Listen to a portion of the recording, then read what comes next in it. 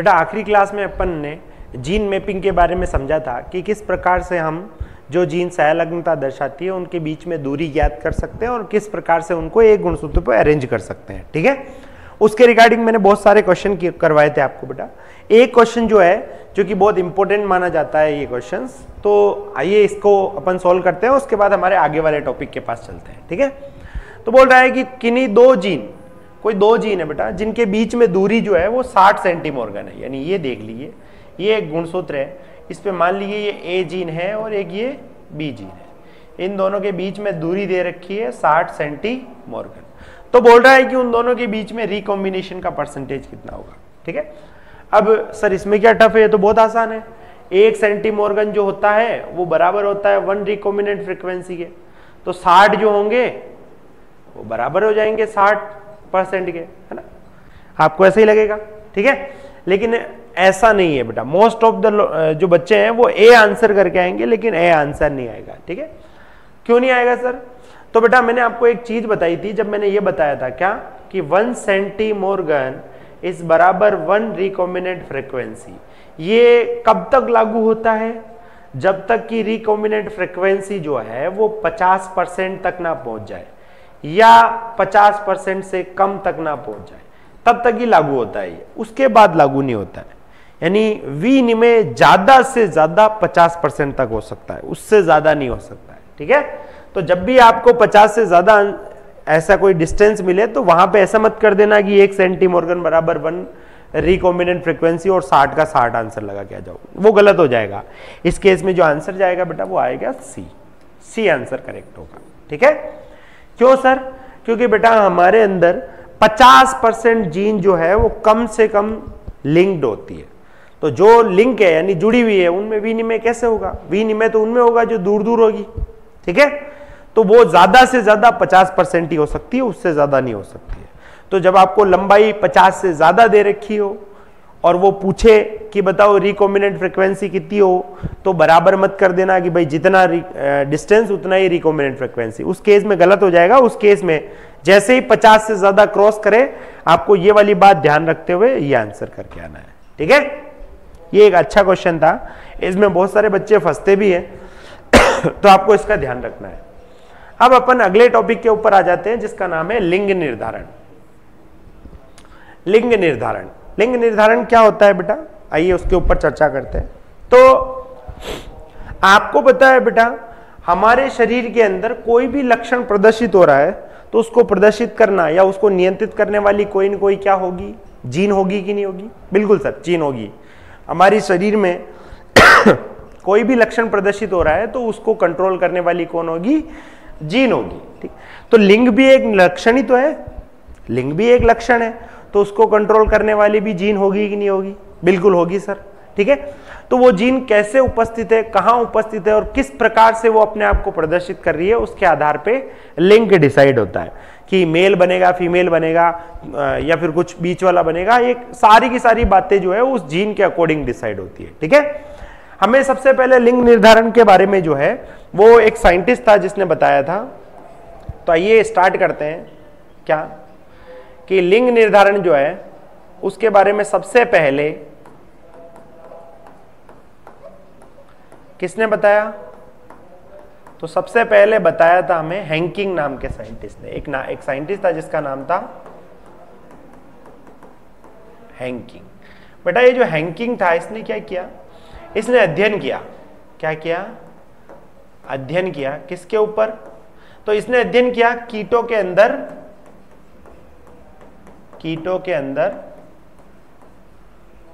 युग्मक जनन का। और इसने क्या नोटिस किया कि युग्मक जनन से 2 प्रकार के युग्मक बन रहे हैं, 2 प्रकार के युग्मक बन रहे हैं। एक जिसके अंदर X संरचना है, एक जिसके अंदर क्या है बेटा? X संरचना है, इसके अंदर X संरचना उपस्थित है। एक सेकंड को, इसके 2 तरह के युग्मक बन रहे थे बेटा। कुछ तो ऐसे थे जिसके अंदर X संरचना थी और कुछ ऐसे थे जिसके अंदर X संरचना नहीं थी। तो जो एक्स संरचना थी वो आगे जाके क्या बना रहे थे, मादा बना रहे थे, और जिनके अंदर एक्स संरचना नहीं थी वो आगे जाके क्या बना रहे थे, नर बना रहे थे। तो इसने कहा हो ना हो ये जो एक्स संरचना है यही किसका निर्माण करती है, मादा का निर्माण करती है। तो इस एक्स संरचना का जो उन्होंने नाम दिया वो क्या नाम दे दिया, उन्होंने नाम दे दिया एक्स काई। इंग्लिश में बेटा इसको हम बोलते हैं एक्स बॉडी। बाद में पता चला कि जो हैंकिंग की एक्स बॉडी है वो और कुछ नहीं, वो तो क्या है, एक्स गुणसूत्र है। ठीक है, तो ये बाद में पता चला। ठीक है बेटा, तो सबसे पहले हमें जो है हैंकिंग ने बताया कि भाई एक एक्स जैसी संरचना होती है, वो जिस जिस युग्मक के अंदर है वो मादा बना रहा है, जिसमें नहीं है वो नर बन रहा है वो। तो कहीं ना कहीं ये जो एक्स संरचना है यही मादा बनाने में हेल्प करती है। तो इसने उसको एक्स काई नाम दे दिया है। तो ये ध्यान रखना है, पूछा जाता है कि हैंकिंग ने एक्स संरचना को क्या नाम दिया, एक्स काई। और बाद में पता चला कि यार हैंकिंग ने जो एक्स काई बताई थी वो तो और कुछ नहीं, वो तो क्या है, एक्स क्रोमोसोम है। ठीक है, क्लियर है क्या मेरी बात? ठीक, ये था कि शुरुआत में हमें कैसे पता चला भाई कि लिंग निर्धारण जो है उसके बारे में सबसे पहले किसने बताया। अब ये जो लिंग निर्धारण होता है ये कैसे होता है, तो लिंग निर्धारण जो होता है बेटा, अरे यार, हाँ, लिंग निर्धारण जो है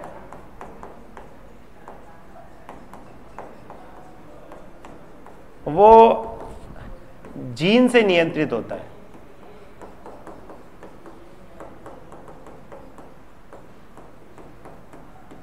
जीन से नियंत्रित होता है, और ये जीन जिन गुणसूत्र पर उपस्थित होती है उन गुणसूत्र को हम क्या कहते हैं, उन गुणसूत्र को हम कहते हैं सेक्स क्रोमोसोम। क्या बोलते हैं बेटा, सेक्स क्रोमोसोम। ठीक है, क्या बोलते हैं, सेक्स क्रोमोसोम बोलते हैं। ठीक है, तो लिंग निर्धारण जो है वो एक जीन से नियंत्रित होता है, और वो जीन जिस गुणसूत्र पे होती है उन गुणसूत्रों को हम क्या बोलते हैं, सेक्स क्रोमोसोम बोलते हैं। ठीक है बेटा, ठीक। तो आप थोड़ा सा इधर ध्यान दीजिए एक बार। हमें पता है कि मानव के अंदर जो है, मानव के अंदर एक द्विगुणित कोशिका में, 2n कोशिका में जो है वो कितने गुणसूत्र होते हैं, 46 होते हैं। उन 46 में से 44 गुणसूत्र ऐसे होते हैं जिनके ऊपर लिंग निर्धारण वाली जीन नहीं पाई जाती। 44 ऐसे होते हैं जिनमें लिंग निर्धारण वाली जीन नहीं पाई जाती। या मैं ऐसा बोल दूं 22 समजात गुणसूत्र जोड़े। दोनों बातें सेम ही तो है। 22 समजात गुणसूत्र जोड़े, इनके ऊपर बेटा लिंग निर्धारण वाली जीन नहीं पाई जाती। तो इनको हम किस नाम से जानते हैं, इनको हम जानते हैं ऑटोसोमल गुणसूत्र। किस नाम से जानते हैं, ऑटोसोमल गुणसूत्र। और बाकी के जो 2 गुणसूत्र बच गए बेटा, बाकी के जो 2 गुणसूत्र बच गए, ये क्या लिंग निर्धारण करते हैं। तो इनको हम किस नाम से जानते हैं, इनको हम जानते हैं सेक्स क्रोमोसोम। ठीक है, तो कोई भी जीव जो हो, कोई भी जीव जो है बेटा जो कि द्विगुणित है, उस जीव के अंदर 2 प्रकार के गुणसूत्र हैं। कौन कौन से, तो एक जो लिंग को निर्धारित करते हैं और एक जो लिंग को निर्धारित नहीं करते। तो जो लिंग को निर्धारित करते हैं उनको हम क्या बोलते हैं, सेक्स क्रोमोसोम, और जो नहीं करते हैं उनको क्या बोलते हैं, ऑटोसोमल क्रोमोसोम। बेटा इन्हीं सेक्स क्रोमोसोम को आप एलोसोम के नाम से भी जानते हो। ठीक है, यहां तक कोई समस्या नहीं सर? यहां तक कोई समस्या नहीं है।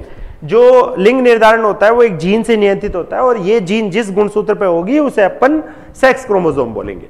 और एक जीव के अंदर जो द्विगुणित है उसके अंदर आपको दो प्रकार के गुणसूत्र दिखाई देंगे, एक जो सेक्स को डिसाइड कर रहे होंगे और एक जो सेक्स को डिसाइड नहीं कर रहे होंगे। जो सेक्स को डिसाइड कर रहे होंगे उनको सेक्स क्रोमोसोम बोलेंगे क्योंकि इनके पास वो जीन उपस्थित होगी, और जो नहीं कर रहे होंगे उनको हम ऑटोसोमल क्रोमोसोम बोलेंगे। ठीक है, तो जीन लिंग निर्धारण जो है वो अलग अलग प्रकार का हो सकता है। ठीक है, लिंग निर्धारण के प्रकार, तो लिंग निर्धारण जो है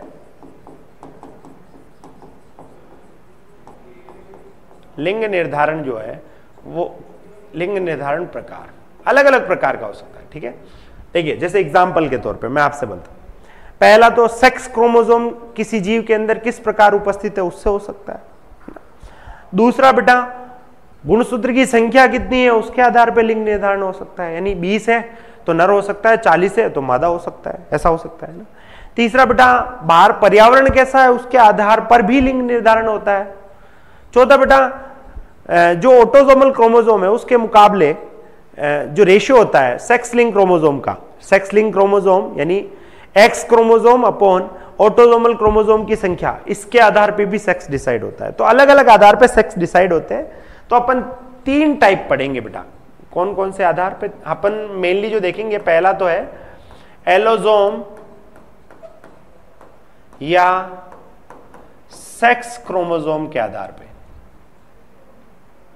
क्रोमोसोम के आधार पर, पहला तो ये हो गया। दूसरा जो आता है वो आता है गुणसूत्र संख्या के आधार पर, गुणसूत्र संख्या जिसको अपन हैप्लोडिप्लॉइडी भी बोलते हैं,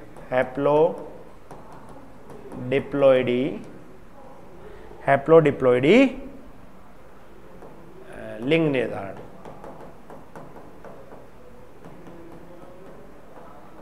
ठीक है, और आखिरी में जो आता है बेटा वो क्या आता है, आखिरी में आता है जीन बैलेंस थ्योरी।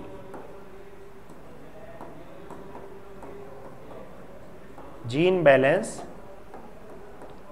थ्योरी के आधार पर, ये एक्स्ट्रा है, आपकी इच्छा हो तो इसको पढ़ लेना, नहीं हो तो कोई दिक्कत वाली बात नहीं है। ठीक है, लेकिन 2 तो अब में पढ़ने ही पढ़ने हैं।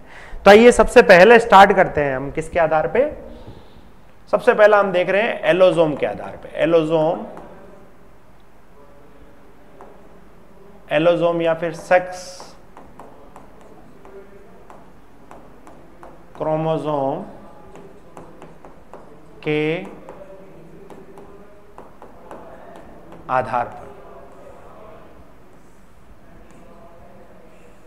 ठीक है, इसके आधार पर जो लिंग निर्धारण होता है बेटा वो मेनली दो प्रकार का होता है।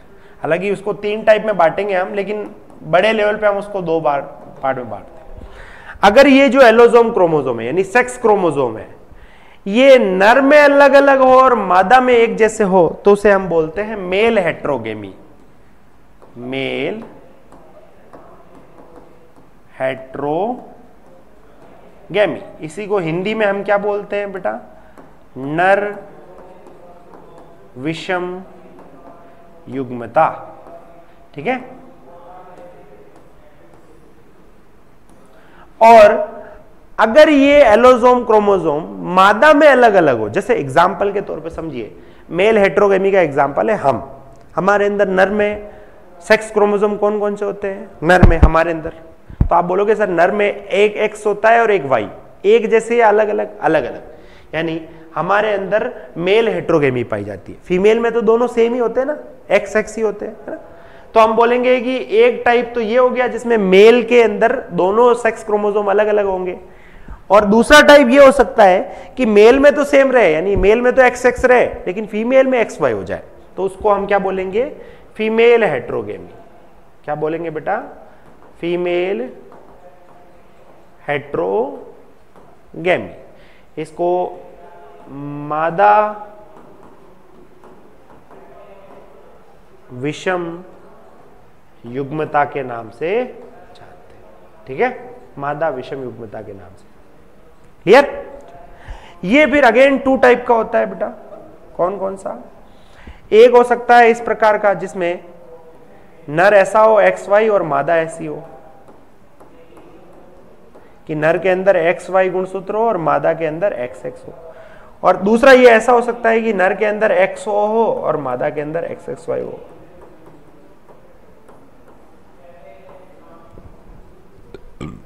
और ये बेटा एक ही प्रकार का होता है, कौन सा? ZW ZZ प्रकार।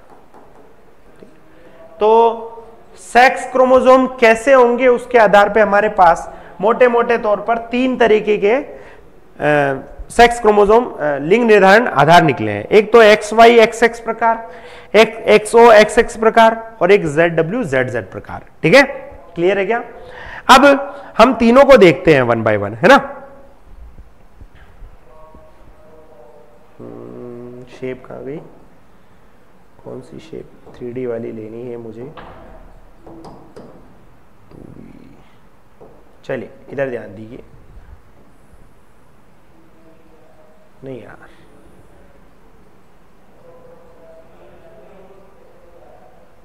हाँ ये ले लेते हैं।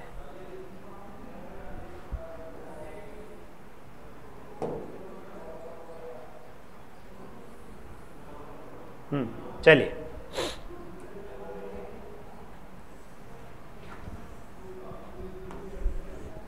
ठीक, पहला मैं ले रहा हूं बेटा, कौन सा?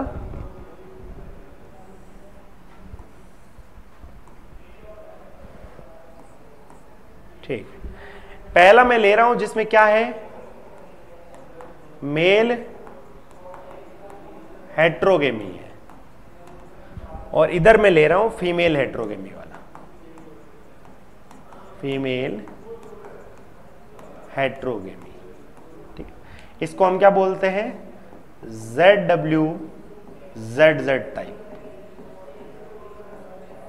ठीक है, इसको हम क्या बोलते हैं? XY XX type. इसको क्या बोलते हैं? XO XX type. ठीक है, चलिए अपन कंपेयर करके पढ़ते हैं। सबसे पहली बात, ये वाला कलर ले लेते हैं। सबसे पहली बात, किस में पाया जाता है? उपस्थित किस में होता है? ये वाला कौन सा? जिसमें नर XY होगा और मादा XX होगी। ये वाला किस में उपस्थित होगा? तो बेटा ये उपस्थित होता है किसके अंदर? ये उपस्थित होता है मानव के अंदर। एक तो मानव के अंदर, हमारे अंदर होता है। दूसरा होता है ड्रोसोफिला। ध्यान रखना, बहुत इंपॉर्टेंट एग्जाम्पल है ड्रोसोफिला। ड्रोसोफिला के अंदर हमारे जैसा ही क्या होता है? लिंग निर्धारण होता है। ठीक है, ड्रोसोफिला के अंदर हमारे जैसा ही क्या होता है? लिंग निर्धारण होता है। ठीक है, तो उपस्थिति आ गई। इसकी बात करें उपस्थिति में, तो इसकी जो उपस्थिति होती है उसमें आप बोलोगे क्या? ये सभी कीटों में होता है। अब ध्यान रखना, ड्रोसोफिला है क्या एक्चुअली में? कीट ही तो है। तो बच्चे ये लगा के आ जाते हैं जब वो पूछता है कि ड्रोसोफिला में किस प्रकार का लिंग निर्धारण होता है, तो आंसर तो XY XX है, लेकिन बच्चे ये लगा के आ जाते हैं। क्यों? क्योंकि उन्हें लगता है ड्रोसोफिला तो कीट है। तो ध्यान रखना, इन कीटों में 2 अपवाद आपको याद रखने हैं। एक तो आपको याद रखना है ड्रोसोफिला का, और दूसरा आपको हनी बी का, मधुमक्खी का। ये दोनों ही कीट है, लेकिन इनमें इस प्रकार का लिंग निर्धारण नहीं होता है। ठीक है, फिर ZW का, इसकी उपस्थिति की बात करें। ठीक है, इसकी उपस्थिति की बात करें बेटा, तो इसमें क्या होता है? ये जो विषम युग्मता दिख रही है, यानी हमारे अंदर, इसमें तो क्या होता है? हमारे अंदर क्या होता है? नर के अंदर सेक्स क्रोमोसोम अलग अलग होंगे, एक X होगा एक Y होगा। लेकिन बेटा जिनके अंदर फीमेल हेट्रोगेमी होती है, यानी मादा विषम युग्मता होती है, उनमें मादा के अंदर सेक्स क्रोमोसोम अलग अलग होंगे, एक X होगा एक Y होगा। ठीक है, तो देखो यहाँ फीमेल हेट्रोगेमी ZW ZZ टाइप का, तो Z और W अलग अलग है कि नहीं है? तो ये मादा होगी और ये नर होगा।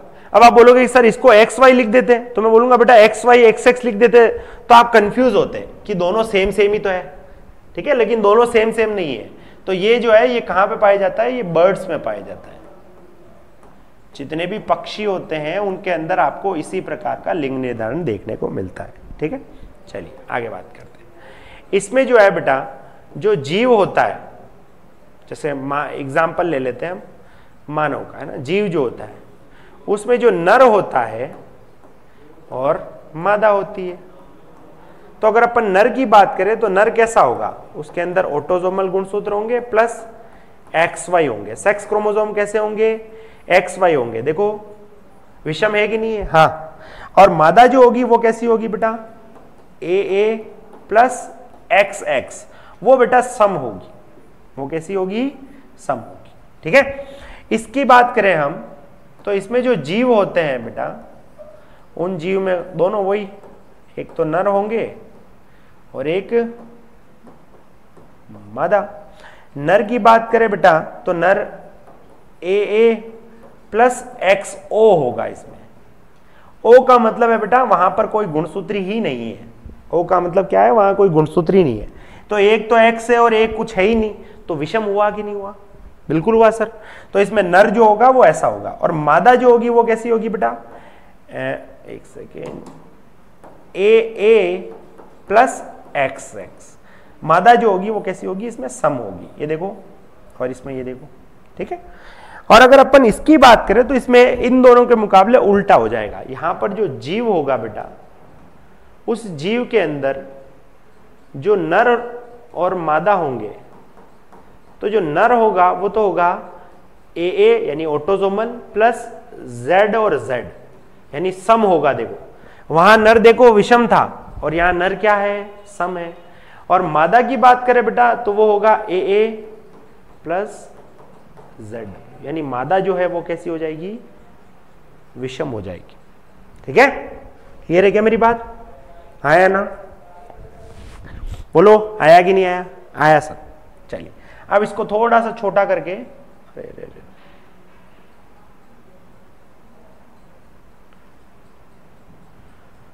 थोड़ा सा इसको छोटा करके अपन कुछ और बातें भी पढ़ लेते हैं।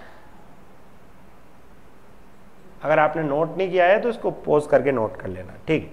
चलिए अब इसमें मैं क्या समझाना चाह रहा हूं आपको, मैं समझाना चाह रहा हूं, मान लो इस नर में और मादा में युग्मक जनन होगा तो क्या होगा। तो नर में युग्मक जनन होगा तो आपको पता है गुणसूत्र आधे हो जाते हैं, तो एक गुणसूत्र तो A प्लस X वाला बनेगा और एक बनेगा A प्लस Y वाला। लेकिन आपको पता है फीमेल से सिर्फ एक ही बनेगा, A प्लस X, दूसरा क्यों नहीं बनेगा सर, बन तो रहा है A प्लस X। मैं बोलूंगा बेटा टाइप एक ही बनेगा, देख लो यहां से A आएगा, यहां से X आएगा, दूसरे बार में भी यहां से A आएगा, X आएगा। तो चाहे तो आप वैसे सेम से दो बना लो या एक ही बना लो। अब मान लो इस वाले युग्मक का इसके साथ निषेचन हुआ तो क्या होगा, AA प्लस XX, तो क्या बनेगी वो बनेगी फीमेल। क्या बनेगी, फीमेल, मादा बनेगी। लेकिन बेटा अगर इस वाले युग्मक का इसके साथ निषेचन हुआ तो क्या बनेगा, AA प्लस XY, क्या बनेगा, मेल। तो मेल बनना है या फीमेल बनना है हमारे अंदर, वो टोटली किसके ऊपर डिपेंड हो रहा है, नर के ऊपर डिपेंड है बेटा। हमारे अंदर बच्चा जो पैदा होगा वो मेल पैदा होगा या फीमेल पैदा होगा, वो टोटली किसके ऊपर डिपेंड है, नर के ऊपर, मादा के ऊपर नहीं है। लेकिन हमारी सोसाइटी में ब्लेम किसको किया जाता है, मादा को किया जाता है, ठीक है, जबकि ऐसा है नहीं। नर ही डिसाइड कर रहा है कि फीमेल बनेगी या मेल बनेगी, क्योंकि अगर नर के जो शुक्राणु आ रहे हैं उनमें X वाला गुणसूत्र है तब तो A प्लस XX, क्योंकि फीमेल तो एक ही प्रकार का रिलीज कर रही है, फीमेल के पास दो टाइप नहीं है। लेकिन मेल से जो स्पर्म आया वो A प्लस Y वाला आ गया, तो उस केस में बेटा मेल बनेगा। तो लिंग हमारे अंदर कौन डिसाइड कर रहा है, मेल या फीमेल, तो आंसर मेल। ठीक है, सेम अपन यहां करके देखते हैं। तो ध्यान से देखना बेटा इसको, इससे मेल के अंदर जो है ना, मेल के अंदर इसमें एक तो, अरे एक सेकेंड रुकना बेटा, मेल जो है ना, इस मेल के अंदर एक तो ऐसा बनेगा कैसा कि A प्लस X, एक युग्मक तो ऐसा बन जाएगा, और दूसरा जो बनेगा वो बनेगा A प्लस 0, और इससे एक ही तरह का बनेगा A प्लस X। तो याद करो हैंकिंग की बात, हैंकिंग ने कीटों के ऊपर ही तो युग्मक जनन का अध्ययन किया था। तो उनको जो नर है उसके अंदर 50% में तो X मिल रहा था और 50% में नहीं मिल रहा था। इसका मतलब उन्होंने जो वो X देखा था वो किसके अंदर देखा था, नर के अंदर, आया ना। तो फिर इसका इसके साथ निषेचन हुआ तो बेटा बनेगा AA प्लस XX, तो ये क्या बन जाएगी सर, ये बन जाएगी मादा। और अगर इसका इसके साथ हुआ तो AA प्लस XO, ये क्या बन जाएगा, ये बन जाएगा नर। क्या बन जाएगा, नर। सेम यहां पे करो, यहां पर भी कर लेते हैं सर। इससे नर जो है, अब देखो अभी तक है ना, नर दो तरह के बना रहा था युग्मक, यहां पर भी दो तरह के, लेकिन जैसे ही फीमेल हेटेरोगेमी की बात आती है अब उल्टा हो जाएगा, नर एक ही तरह के बनाएगा और मादा दो तरह के बनाएगी। देखो नर से एक ही तरह का युग्मक बनेगा, कौन सा, A+Z, और मादा से दो तरह के बनेंगे, एक तो A+Z और दूसरा बनेगा A+W। ठीक है। अब अगर मान लीजिए कि इसका इसके साथ निषेचन होगा तो A+ZZ, ये क्या बन जाएगी, ये बन जाएगा नर। अभी तक मादा बन रही थी, जहां कहीं पे भी XX आ रहा था या सेम से आ रहे थे, मादा बन रही थी, लेकिन क्योंकि यहाँ फीमेल हेटेरोगेमी है, मादा में विषम युग्मता आएगी तो नर में सम युग्मता आ जाएगी। ठीक है। फिर ये वाला इससे करता है तो A+ZW, तो ये क्या बन जाएगा, ये बन जाएगी मादा। ठीक है, क्लियर है क्या, देख लो बेटा, समझ में आया क्या सारा, जी सर अच्छे से समझ में आया हमें। ठीक है, चलिए ये था पहला प्रकार। हमने क्या कहा, हमने कहा कि हमें 3 बेसिस पे देखना है। तो पहला, सेक्स क्रोमोसोम कैसे हैं उसके आधार पे हमने लिंग निर्धारण देख लिया। सेक्स क्रोमोसोम कैसे हैं कि भाई हमने कहा कि सेक्स क्रोमोसोम जो है वो ऐसे भी हो सकते हैं और ऐसे भी हो सकते हैं, यानी मेल हेटेरोगेमी पाई जा सकती है, फीमेल भी पाई जा सकती है। अब दूसरा आता है गुणसूत्र संख्या के आधार पर लिंग निर्धारण। ठीक है, तो गुणसूत्र संख्या के आधार पर बात करें हम बेटा, तो गुणसूत्र अपना जो बी वाला टॉपिक आता है वो आता है गुणसूत्र संख्या के आधार पर, है ना। तो बी वाला जो आता है वो आता है गुणसूत्र संख्या के आधार पर लिंग निर्धारण।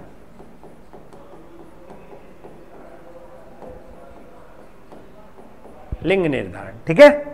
चलिए, तो गुणसूत्र संख्या के आधार पर जो लिंग निर्धारण है उसका उदाहरण कौन है बेटा, इसका एग्जाम्पल जो है, इसका उदाहरण जो है, ये हमें कहां देखने को मिलता है, तो ये देखने को मिलता है आपको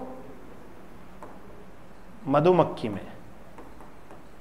किसमें, मधुमक्खी में, जिसको हम क्या बोलते हैं, हनी बी। ठीक है, तो पहले तो आप ये समझिए कि एक जो मधुमक्खी का छज्जा होता है, जैसे मान लीजिए ये रहा मधुमक्खी का छज्जा,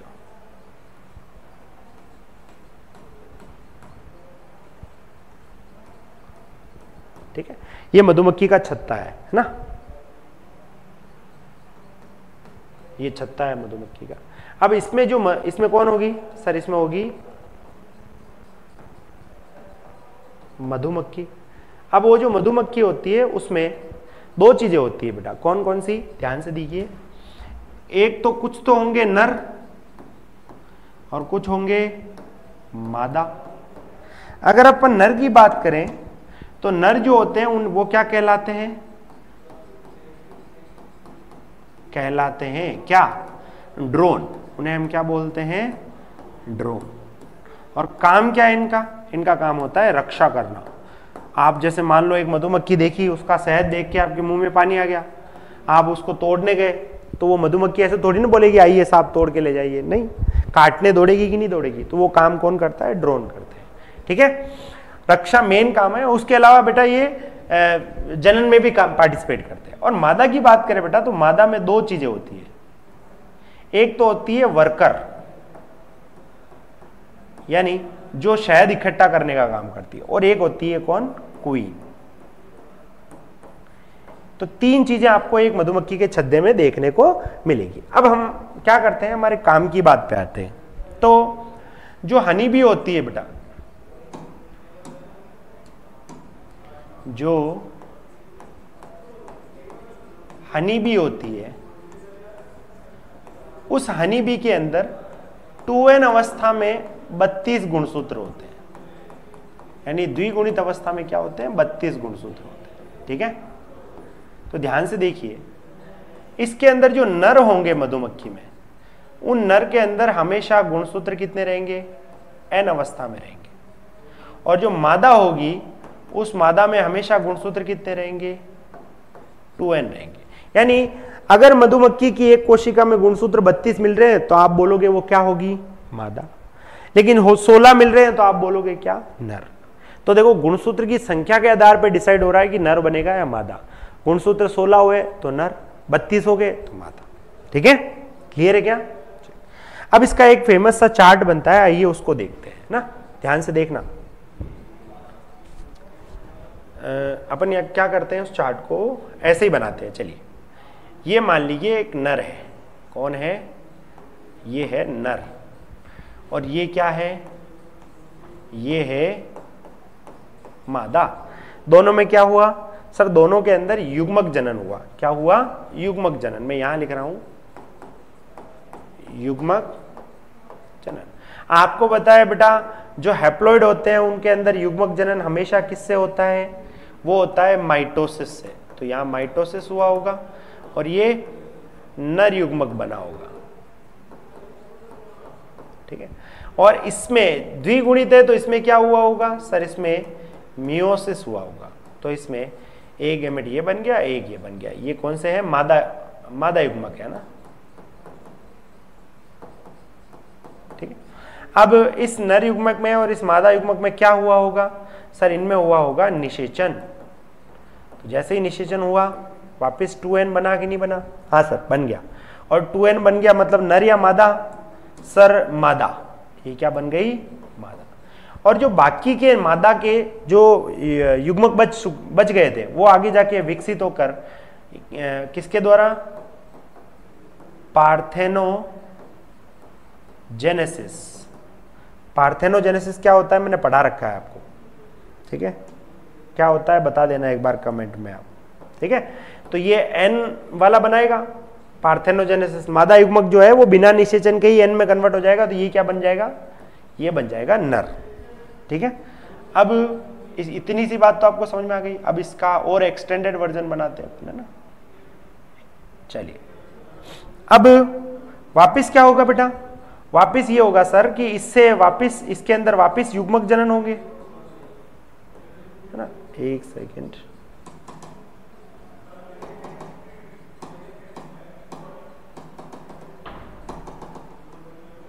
हाँ देखिए बेटा, इसमें क्या हुआ सर, इसमें वापिस से युग्मक जनन हुआ तो दो युग्मक बने n और n, और इसमें भी वापिस से युग्मक जनन हुआ तो इससे n और n बने। ठीक है, ये क्या है, ये है मादा युग्मक, और ये क्या है, ये है नर युग्मक।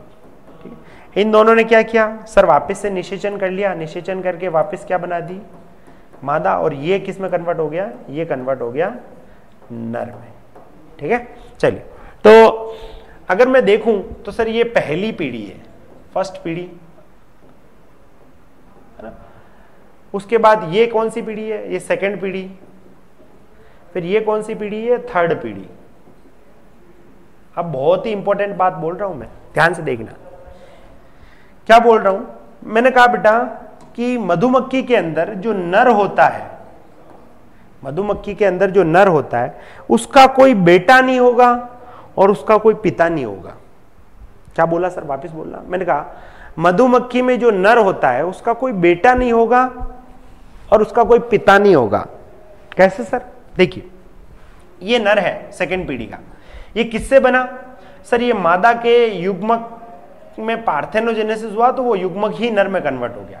तो मैं बोलूंगा बेटा क्या ये किसी के निषेचन से बना, नहीं। इसमें इसका जो निर्माण हुआ है वो सिर्फ और सिर्फ किससे हुआ है, मादा से ही तो हुआ है। सिर्फ और सिर्फ किससे हुआ है, मादा से ही हुआ है, फीमेल से ही हुआ है। तो इसीलिए मैं बोल रहा हूं कि इस नर का कोई पिता नहीं होगा, सिर्फ क्या होगी, माता। और ये जो युग्मक बनाता है बेटा वो मादा के युग्मक से निषेचन करता है, तो हमेशा 2n बनाएगा, यानी हमेशा क्या बनाएगा, मादा ही बनाएगा। तो मादा से पैदा हुआ और बना भी क्या रहा है, मादा। यानी नर जो होगा उसका ना तो कोई पिता होगा ना कोई बेटा होगा। देख लो, ना तो कोई पिता होगा ना कोई बेटा होगा। ठीक है, लेकिन इस नर ये जो मादा है बेटा, इस मादा से आगे जाके नर बन सकता है। कैसे सर, एक बार रुको, इसको और थोड़ा सा छोटा करते हैं ना।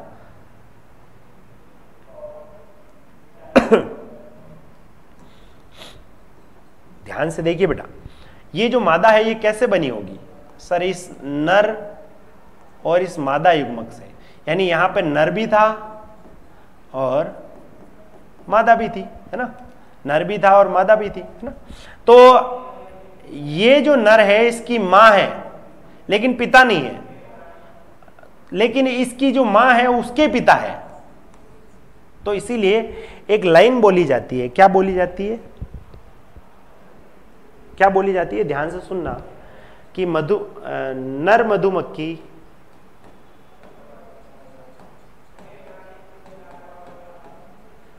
मधुमक्खी के ना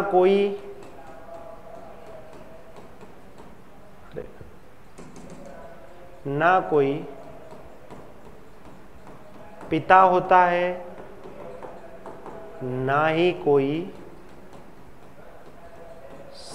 सन होता है, लेकिन उसका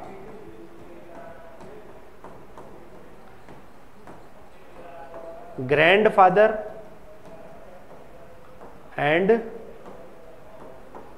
ग्रैंडसन होगा। तो ये जो नर है बेटा, ये जो नर आपको दिखाई दे रहा है, इसके पिता नहीं है, ना ही इसका बेटा है, लेकिन इसकी जो मां है उसके तो पिता है। तो इसको हम क्या बोलेंगे? ग्रैंडफादर। इंग्लिश में क्या बोलते हैं? ग्रैंडफादर। वैसे तो नाना बोलते हैं, लेकिन यहां क्या बोलेंगे? ग्रैंडफादर बोलेंगे।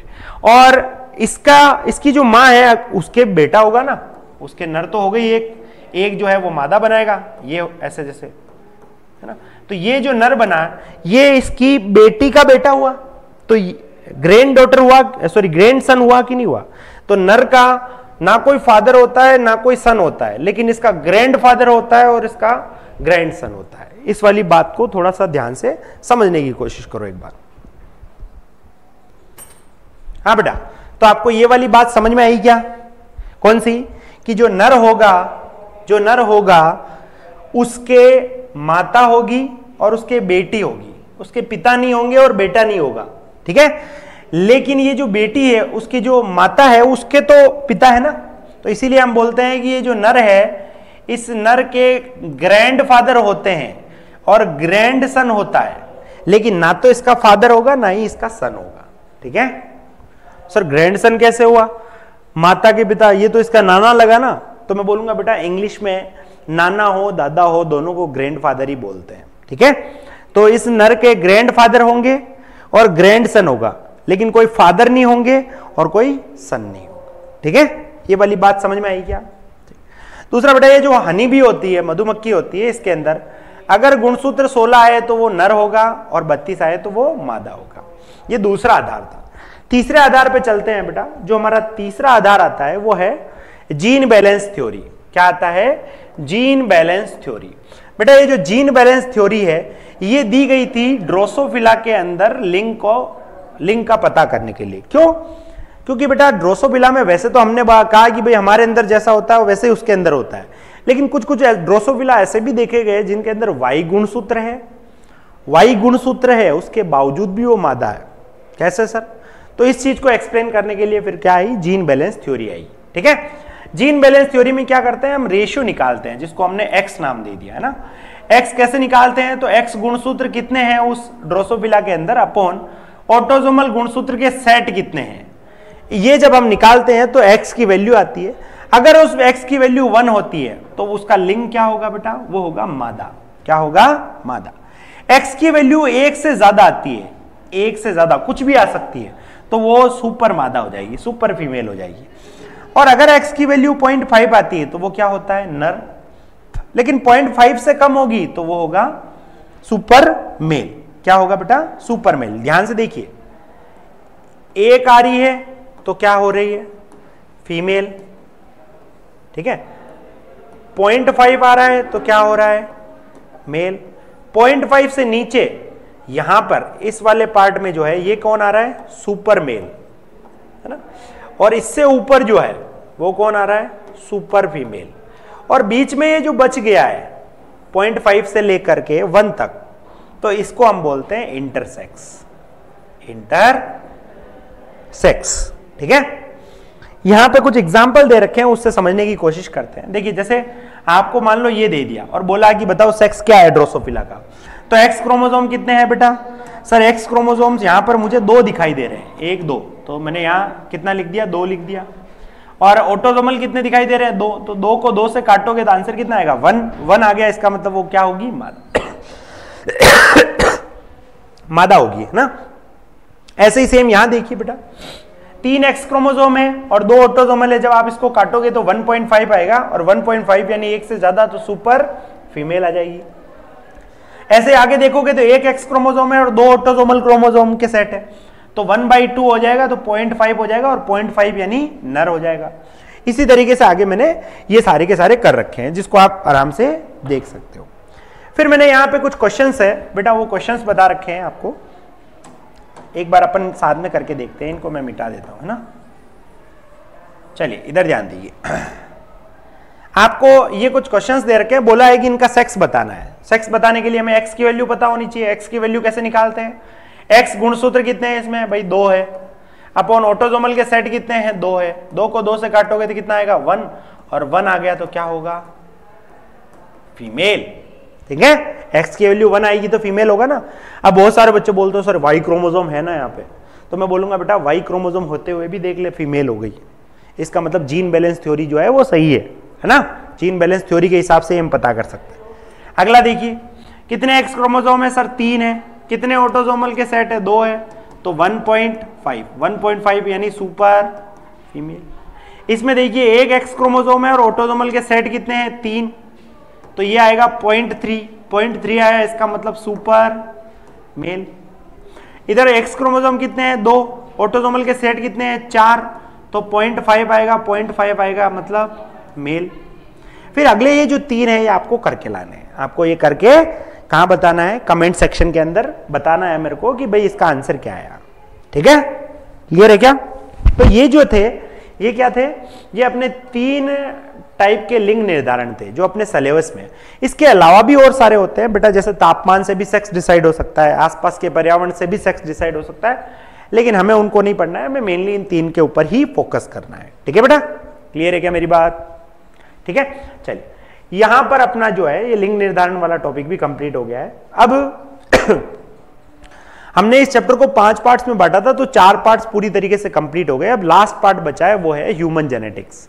बेटा ह्यूमन जेनेटिक्स के अंदर हमें 3 चीजें पढ़नी होती है। कौन कौन सी? एक तो मानव के अंदर लिंग निर्धारण कैसे होता है, जो हमने ऑलरेडी पढ़ लिया है, तो वापस नहीं पढ़ेंगे। अब 2 टॉपिक जो बचे हैं उसमें से एक जो होता है बेटा, वो एक टॉपिक जो होता है वो है अनुवांशिक रोग। मानव के अंदर कौन कौन से अनुवांशिक रोग है, कैसे होते हैं, क्या क्या लक्षण दिखाई देते हैं, उन सब के बारे में। और दूसरा, ये जो अनुवांशिक रोग है इसके बारे में हम कैसे पता कर सकते हैं, कैसे हमें पता चलेगा कि ये इस पीढ़ी में, उस पीढ़ी में, आगे वाली पीढ़ी में जो जाएगा वो कैसे जाएगा, किस किस को अफेक्ट करेगा। तो उसके लिए हम पेडिग्री के बारे में पढ़ेंगे। तो ये 2 छोटे से टॉपिक और जो है इस चैप्टर के और बचे हुए हैं, जो कि मेरे हिसाब से 2 लेक्चर में कंप्लीट हो जाएंगे। ठीक है, और बेटा अभी तक आपको सारी बातें समझ में आई हैं, तो यार वीडियोस को लाइक कर दो और अपने दोस्तों में फैला दो, है ना, क्योंकि ज्ञान फैलाने से ही बढ़ता है। ठीक है, तो इस वीडियोस को अच्छे से शेयर करो बेटा, लाइक करो, और जो भी चीज़ें आपको समझ में नहीं आई है वो कमेंट सेक्शन में आप रख दो या आपने पूछ लो, ताकि मैं जैसे ही चैप्टर एंड होगा उससे रिलेटेड कुछ भी क्वेश्चंस जो है उसका एक और सेपरेट वीडियो लेके आ जाऊंगा। ठीक है बेटा, चलिए, थैंक यू।